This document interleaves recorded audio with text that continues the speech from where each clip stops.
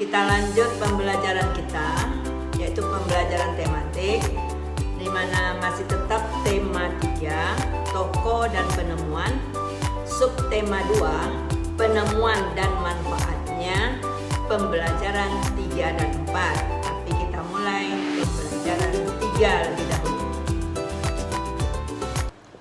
Kita semua pasti sudah mengenal lampu lalu lintas.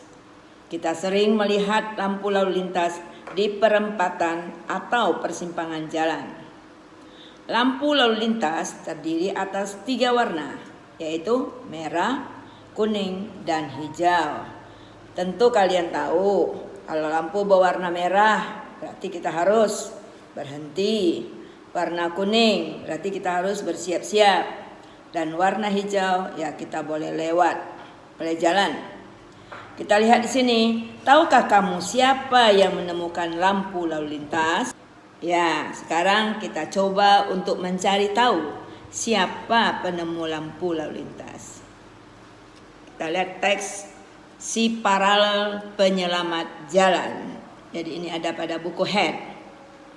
Gerrit Augustus Morgan adalah penemu lampu lalu lintas pada tahun 1923 yang sekarang digunakan di berbagai negara di dunia. Lampu tersebut bermanfaat untuk mengatur lalu lintas dan menyelamatkan pengguna jalan dari kecelakaan. Morgan seorang warga Amerika berkulit hitam yang peduli dengan keselamatan orang lain. Ia terpanggil untuk menciptakan sistem lampu lalu lintas setelah menyaksikan seringnya terjadi kecelakaan antara mobil dengan kereta kuda. Lampu lalu lintas temuan Morgan menggunakan rangkaian paralel. Berbeda dengan rangkaian seri yang disusun sebaris. Rangkaian paralel adalah rangkaian listrik yang disusun berderet atau bercabang ya, di mana masing-masing lampu memiliki rangkaian tersendiri yang terhubung kepada sumber energi. Oleh karena itu, apabila ada satu atau lebih komponen yang rusak atau dicabut, maka komponen lainnya akan tetap berfungsi tanpa gangguan sama sekali. Prinsip kerja sebuah lampu lalu lintas adalah terdapatnya 3 buah lampu yang saling terhubung secara paralel. Sungguh mulia tujuan Morgan menciptakan lampu lalu lintas. Dapat dibayangkan jika tidak ada lampu lalu lintas di jalur jalan raya yang ramai, sebuah penemuan yang baik tentunya akan memberikan manfaat bagi banyak orang. Ya, jadi nanti kalian coba baca kembali teks ini ya. Tuliskan informasi penting dalam setiap paragraf pada diagram berikut. Jadi, kalau kita lihat di sini, ini termasuk teks eksplanasi ilmiah. Ya. Jadi suatu teks yang menayangkan atau menjelaskan tentang suatu hasil penemuan, menjelaskan kepada orang banyak ya tentang hasil suatu penemuan dari seorang tokoh. Jadi kalian ingat kembali apa yang dimaksud dengan teks eksplanasi. Jadi teks eksplanasi ilmiah adalah teks eksplanasi yang menerangkan suatu proses yang bersifat ilmu pengetahuan alam, seperti tentang gejala alam, terjadinya pelangi, proses arus listrik, dan sebagainya. Kalau kita lihat, fungsinya adalah untuk memberikan penjelasan kepada si pembaca tentang proses terjadinya sesuatu yang disusun menurut prinsip sebab akibat. Adapun bagian-bagian dari teks eksplanasi atau susunannya adalah yang pertama pernyataan umum atau kita sebut dengan pembukaan. Yang kedua deretan penjelas atau isi. Dan yang ketiga adalah penutup atau kesimpulan. Jadi itu bagian-bagian dari teks eksplanasi. Untuk dapat mengidentifikasi teks eksplanasi, kita bisa menggunakan kata tanya: apa, di mana, kapan, siapa, mengapa, dan bagaimana. Ya, kita coba menjawab.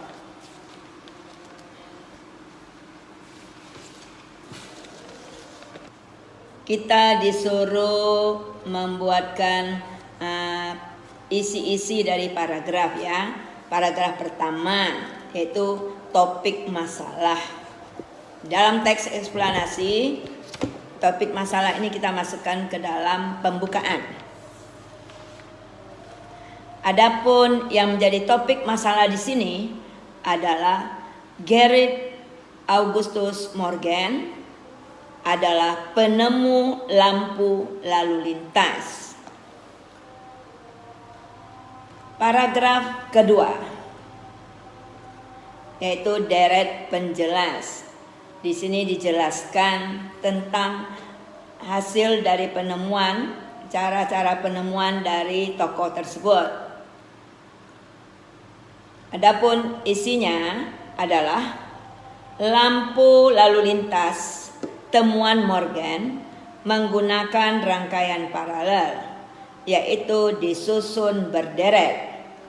Jika salah satu atau lebih komponennya rusak atau dicabut, maka komponen lainnya akan tetap berfungsi karena masing-masing lampu terhubung dengan sumber energi. Jadi kira-kira itulah penjelasan ya di dalam paragraf kedua. Di sini kalau kita perhatikan bacaan ini atau teks ini terdiri atas 3 paragraf. Jadi pembukaan, kemudian deret penjelas, dan kemudian kesimpulan. Paragraf ketiga yaitu berupa kesimpulan dan pesan ataupun pendapat pribadi penulis.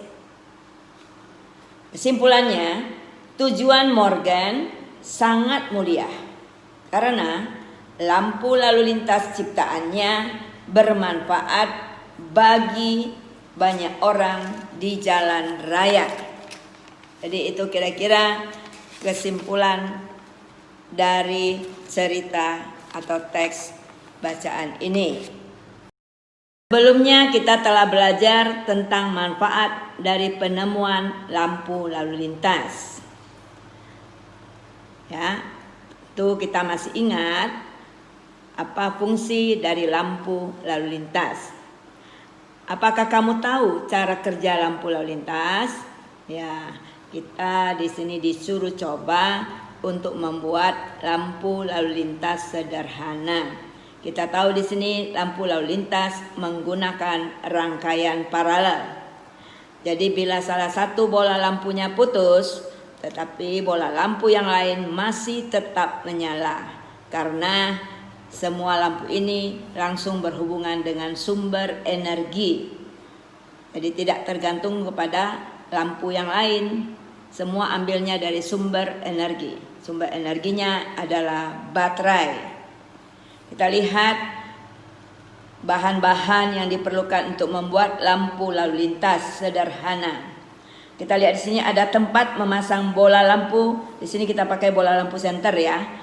Nah, tempat memasang bola lampu di sini ada 3 buah bola lampu dan 3 buah tempat memasang bola lampu ini. Namanya fitting.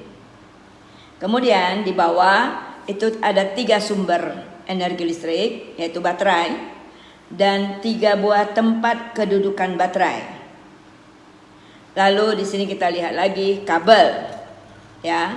Berarti di luar dari kabel ini karet. Di dalamnya ada kawat. Biasanya untuk listrik kita menggunakan kawat tembaga. Di sini ada cara-cara membuat lampu lalu lintas dalam rangkaian paralel. Ya, Kalau kalian mau buat silakan coba, tapi teacher tidak paksa sekarang ya, karena kita belum bertatap muka. Jadi kalau kita sudah bertatap muka, kita bisa coba di sekolah. Ya, nanti mudah-mudahan COVID cepat berlalu sehingga kita bisa mencobakan rangkaian-rangkaian ini. Kita lanjut pembelajaran kita, pembelajaran 4. Pada pertemuan sebelumnya, kamu telah belajar tentang penemu jam. Apakah kamu sudah dapatkan nama tokoh penemu jam? Ya, mudah-mudahan kamu sudah dapatkan ya. Kalau belum, ya teacher berusaha untuk membantu sedikit. Nama tokoh penemu jam. Ya, tokoh penemu jam Peter Henlin ya. Dia lahir tahun 1485 dari Nuremberg, berarti negaranya Jerman. Salah satu manfaat dari penemuan jam adalah membantu kita disiplin terhadap waktu. Bagaimana dengan kamu? Apakah sudah menjalankan sikap disiplin? Ya, mudah-mudahan selalu ingat dengan arti dari disiplin. Jadi mentaati peraturan yang sudah ada. Itu arti dari disiplin. Pernahkah kamu datang terlambat ke sekolah? Jika tidak pernah, kamu dapat menceritakan pengalaman datang terlambat pada saat bertemu teman dan lain-lain. Jadi kalau kamu tidak pernah datang terlambat ke sekolah, berarti jempolan untuk kamu. Anak yang betul disiplin dengan waktu. Tulislah pengalamanmu datang terlambat ke sekolah. Ya, di sini kamu bisa tulis. Kalau kamu pernah terlambat, kamu tulis. Kapan kamu terlambat datang ke sekolah? Nah, mungkin kamu ingat tanggal-tanggal berapa kamu terlambat datang ke sekolah. Sudah berapa kali terlambatnya. Nah, yang kedua, mengapa kamu terlambat? Nah, kalau sudah beberapa kali itu banyak alasannya kamu terlambat. Bisa saja terlambat bangun, ya, sehingga membuat kita terlambat datangnya ke sekolah. Jadi banyak yang bisa kamu tulis ini, mengapa kamu datang terlambat. Yang ketiga, siapa saja yang kamu rugikan saat kamu terlambat? Jadi siapa yang kamu rugikan? Berarti yang pasti rugi diri sendiri, itu yang pertama dulu. Kemudian teman-teman juga kamu rugikan, ya, serta guru juga kamu rugikan. Lanjut. Ketika kamu terlambat, adakah dampaknya bagi kamu? Ya, kamu terlambat pasti ada dampaknya bagi kamu, ya, bagi diri sendiri. Yaitu apa dampaknya? Nah, ya, pada saat kita masuk ke dalam kelas, sementara guru sudah menjelaskan pembelajaran, berarti kita tidak bisa mendengar kembali penjelasan pembelajaran yang sudah dijelaskan oleh guru. Apakah ketika kamu terlambat, kamu sudah mengambil hak temanmu untuk belajar dengan nyaman? Ya, ketika kamu terlambat itu, kamu masuk ke dalam kelas, berarti kamu mengganggu temanmu untuk belajar dengan nyaman. Apakah ketika kamu terlambat, kamu sudah mengambil hak gurumu untuk mengajar dengan nyaman? Ya, saat kamu terlambat, berarti kamu sudah mengambil hak guru untuk mengajar dengan nyaman. Tadi guru menjelaskan pelajaran dengan lancar, tetapi kamu datang masuk ke dalam kelas, berarti terpaksa guru berhenti menjelaskan, ya, pembelajaran. Berarti kamu sudah mengambil hak guru untuk mengajar dengan nyaman. Apakah ketika kamu terlambat, kamu belum melaksanakan kewajibanmu untuk menjadi pelajar yang disiplin? Ya, karena disiplin adalah sikap yang selalu mentaati peraturan. Apa yang menjadi rencanamu supaya kamu tidak terlambat lagi? Ya, mungkin rencana kamu supaya tidak terlambat lagi mengubah tingkah laku. Biasanya bangunnya malas, Nah, sekarang bangun lebih awal. Nah, kemudian mempersiapkan alat-alat yang akan dibawa ke sekolah, buku-buku, alat-alat tulis yang akan dibawa ke sekolah, itu biasanya dilakukan pada pagi hari. Nah, sekarang diubah dilakukan pada malam hari atau sore hari, pada saat kamu belajar langsung. Buku-bukunya, alat-alat tulisnya disusun dengan rapi di dalam tas sehingga tidak memerlukan waktu lagi di pagi hari. Lanjut, datang tepat waktu ke sekolah itu adalah salah satu kewajiban kita sebagai seorang pelajar. Ketika kita tidak melaksanakan kewajiban itu, akan membuat orang di sekitar kita menjadi tidak nyaman. Ayo, laksanakan kewajibanmu dengan tanggung jawab ya. Ya, laksanakanlah kewajibanmu dengan penuh rasa tanggung jawab. Amati gambar-gambar berikut. Apakah mereka sudah melaksanakan kewajibannya dengan tanggung jawab? Dan apa dampak dari yang mereka lakukan? Jadi kalau kita lihat di sini ada 3 gambar. Pada gambar pertama, seorang anak ya atau seorang siswa yang seenaknya saja melempar sampah. Ya, hendaknya sampah kita buang pada tempatnya, yaitu di keranjang sampah. Gambar yang kedua, seorang anak yang sedang belajar tapi dia malas dengan meletakkan kepalanya di atas meja. Yang ketiga, beberapa anak yang bekerja sama ya menyelesaikan tugas kelompok dan mereka tidak mencoret-coret meja tetapi mengerjakannya di atas kertas yang ditugaskan.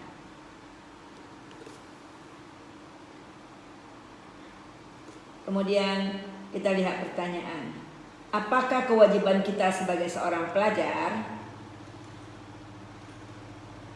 Kalau kita lihat si anak pada gambar satu, si anak itu membuang sampah tidak pada tempatnya. Jadi kalau seorang pelajar harus tahu bahwa buang sampah pada tempatnya. Gambar yang kedua, kalau belajar hendaknya dengan sungguh-sungguh, dengan semangat, kepala tidak tidur di atas meja. Yang ketiga, ya, kalau bekerja kelompok, kita mengerjakan tugas kelompok di atas kertas yang sudah ditentukan. Berarti kita tidak mencoret-coret meja. Yang kedua, apakah mereka sudah melaksanakan kewajibannya sebagai seorang pelajar? Gambar pertama, berarti si anak belum ya melaksanakan tugasnya sebagai seorang pelajar.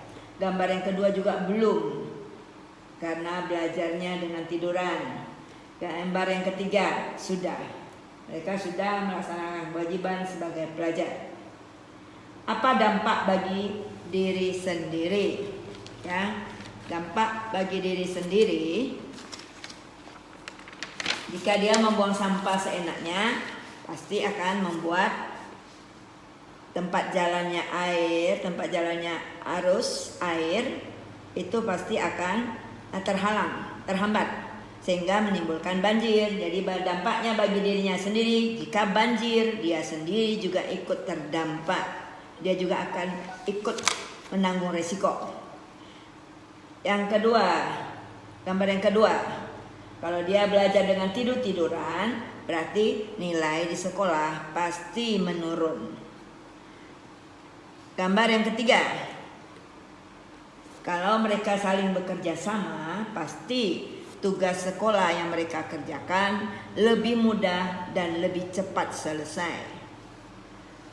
Apa dampak dari tindakan yang mereka lakukan bagi lingkungan? Dampaknya bagi lingkungan bisa menjadi kotor ataupun dapat menimbulkan banjir. Berikut gambar yang kedua. Dampaknya bagi lingkungan ini secara tidak ada, ya. Tidak ada berdampak bagi lingkungan sekitar. Yang ketiga, gambar ketiga, ya, dampaknya bagi lingkungan yaitu walaupun mereka kerja kelompok, meja tetap bersih. Berikut, apa dampak dari tindakan mereka lakukan bagi orang lain? Ya, dampaknya membuat orang lain merasa tidak nyaman. Kalau mereka, anak ini membuang sampah seenaknya saja. Yang berikut, gambar yang kedua, dampaknya orang lain enggan mengajak dia apabila ada tugas kelompok karena anaknya malas. Berikut gambar yang ketiga, mereka akan dipercaya oleh teman-teman yang lain untuk diajak mengerjakan tugas kelompok. Dampaknya bagi orang lain, ya, orang lain pasti akan mempercaya mereka, dan bila ada kerja atau tugas kelompok, mereka pasti akan diajak untuk bekerja sama. Sekarang tuliskan kewajibanmu yang lain sebagai pelajar. Apa dampaknya jika kamu tidak melaksanakan tanggung jawabmu sebagai pelajar? Jadi sini bisa teacher berikan beberapa contoh kewajiban kita sebagai seorang pelajar. Yang pertama yaitu rajin belajar. Dampaknya jika kita tidak rajin belajar, pasti nilai di sekolah kita akan menjadi rendah. Nilai ya, kita dapatkan nilai pasti rendah. Yang kedua, kewajiban kita sebagai pelajar hadir di sekolah sebelum bel berbunyi, sebelum tanda masuk. Dampaknya jika tidak melaksanakan kewajiban, kita akan mendapatkan hukuman atau sanksi. Yang ketiga, kewajiban kita sebagai pelajar melaksanakan tugas piket sesuai jadwal. Dampaknya kalau kita tidak melaksanakan kewajiban akan dimarahi oleh teman ataupun dicemooh oleh teman-teman satu kelompok. Berikut, membuang sampah pada tempatnya. Jadi kewajiban kita sebagai pelajar, ada sampah kita buang pada tempatnya. Dampaknya bagi kita tidak melaksanakan kewajiban, lingkungan akan menjadi kotor dan muncullah berbagai macam penyakit. Berikut, tugas kita sebagai pelajar duduk dan mengikuti pelajaran dengan tertib dan tenang. Ya, duduk baik-baik kalau mau belajar, jangan mondar-mandir. Dampaknya kalau kita tidak melaksanakan kewajiban, kita tidak memahami pelajaran yang sudah disampaikan oleh guru dan mengganggu teman lain yang ingin belajar dengan sungguh-sungguh. Berikut, sebagai seorang pelajar kita harus mengikuti upacara bendera dengan tenang dan hikmat.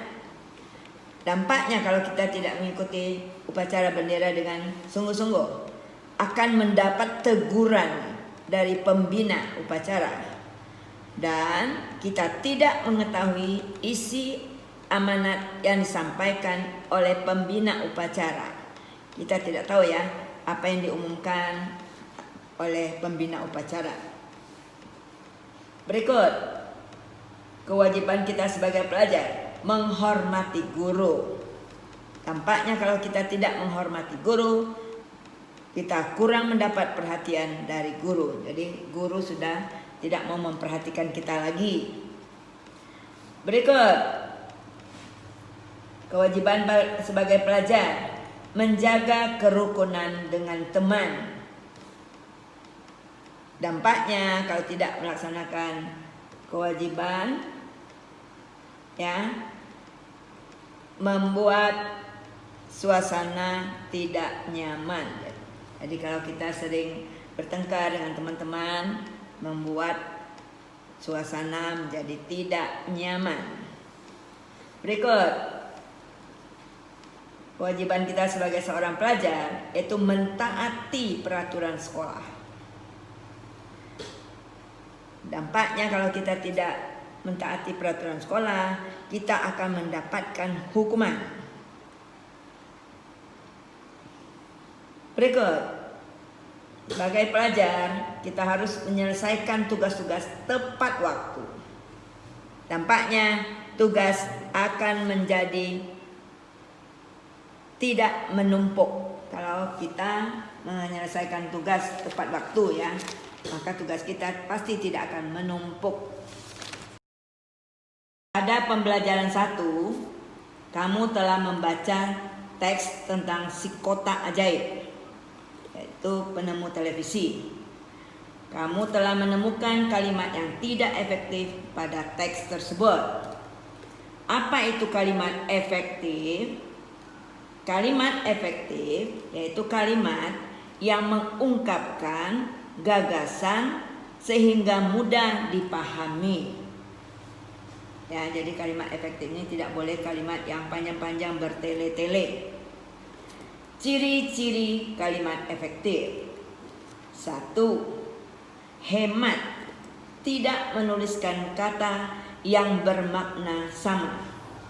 Jadi kata-kata yang bermakna sama tidak perlu diulang-ulang membuatnya. Contoh, para tamu-tamu duduk di kursi. Di sini ada kata para. Apa makna dari kata para? Lalu perhatikan lagi ada kata tamu-tamu. Apa makna dari kata tamu-tamu? Kata para itu sudah menunjukkan banyak. Dan tamu-tamu itu juga sudah menunjukkan tamu yang banyak. Maka kita dapat menghilangkan salah satunya. Contoh yang efektif. Tamu-tamu duduk di kursi. Yang kedua yang juga efektif, kalau ingin memakai kata para, maka kata tamunya dipakai satu kali saja. Para tamu duduk di kursi. Jadi jangan dipakai kata para, lalu kata tamu-tamu dipakai pula. Karena para dan tamu-tamu itu sudah menunjukkan banyak. Cukup pakai kata tamu satu kali saja. Sekarang ubahlah kalimat tidak efektif yang kamu temukan pada teks si kotak ajaib untuk menjadi kalimat yang efektif. Ternyata kalimat yang tidak efektif di dalam teks kotak ajaib. Yang pertama, yang tidak efektif. Penemu yang pada kesempatan itu untuk pertama kalinya. Ya, di sini panjang sehingga membuat orang tidak mengerti apa yang dikatakan. Yang betul kalimat efektifnya penemu yang pertama kali. Kalimat yang kedua yang tidak efektif. Di depan para bapak-bapak dan ibu-ibu. Arti di sini dipakai kata para, lalu dipakai lagi kata berulang bapak-bapak dan ibu-ibu. Jadi yang efektif di depan bapak-bapak dan ibu-ibu. Jadi kita buang kata paranya.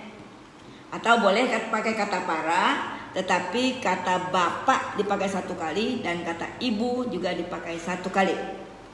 Berikut yang ketiga. Lalu televisi kemudian terus berkembang. Nah, di sini tidak mengerti orang ya, karena menggunakan sini kata penghubungnya dua buah. Maka yang efektif adalah lalu televisi terus berkembang. Kemudian kita lihat lagi. Identifikasi lagi semua tulisanmu pada pertemuan ini. Carilah kalimat yang masih belum efektif. Ubahlah menjadi kalimat efektif. Di sini Cica berikan beberapa contoh kalimat yang tidak efektif dengan kalimat yang efektif. Jadi kalian perhatikan baik-baik. Kalimat yang tidak efektif. Doni siswa paling terpandai di kelasnya. Di sini Cica sudah memakai kata terpandai. Jadi arti awalan ada kata terpandai itu sudah menunjukkan paling pandai. Maka kata paling tidak perlu dipakai lagi. Ya. Jadi yang efektif, Doni siswa terpandai di kelasnya. Kita buang kata palingnya. Contoh kedua, saya berdoa sebelum saya belajar. Di sini kata saya dipakai 2 kali, jadi diulang pemakaiannya 2 kali. Berarti ini tidak efektif. Yang efektif, saya berdoa sebelum belajar. Dibuang kata sayanya yang satu lagi ya. Berikut contoh ketiga. Setelah ibu mandi, kemudian ibu pergi belanja. Nah, di sini sudah ada kata setelah, pakai lagi kemudian, berarti tidak efektif. Yang efektif setelah mandi, ya, kata ibu kita pakai 1 kali saja. Setelah mandi, ibu pergi belanja. Contoh yang keempat, Ani sedang pergi untuk membeli pulsa untuk kakaknya. Jadi panjang sekali, ya, membuat orang tidak tahu apa yang dimaksud dengan kalimat ini. Yang efektif, Ani membeli pulsa untuk kakaknya. Singkat, ya, jelas, sehingga mudah dimengerti. Berikut contoh yang kelima. Kita harus rajin belajar agar supaya pandai. Di sini sudah pakai kata agar, pakai supaya lagi, maka itu tidak efektif. Yang efektif, kita harus rajin belajar supaya pandai. Nah, jadi itulah contoh-contoh kalimat efektif, ya, supaya kalian tahu di mana letak kesalahan, ya, kalimat yang tidak efektif tadi. Pembelajaran kita hari ini sudah selesai. Hendaknya kalian mengerti apa yang sudah teacher jelaskan. Tolong ingat juga ya, jaga protokol kesehatan. Kalau keluar rumah, pakailah masker, ya. Kemudian jangan lupa cuci tangan. Kalau ingin makan, jadi sering-sering cuci tangan ya. Karena kita sering-sering memegang sesuatu. Kemudian jaga jarak, jangan berdekatan, ya. Dan kemudian tidak berkumpul ramai-ramai. Jauhi tempat yang dimana orang ramai-ramai di sana. Oke, sekian pembelajaran kita. Sampai jumpa.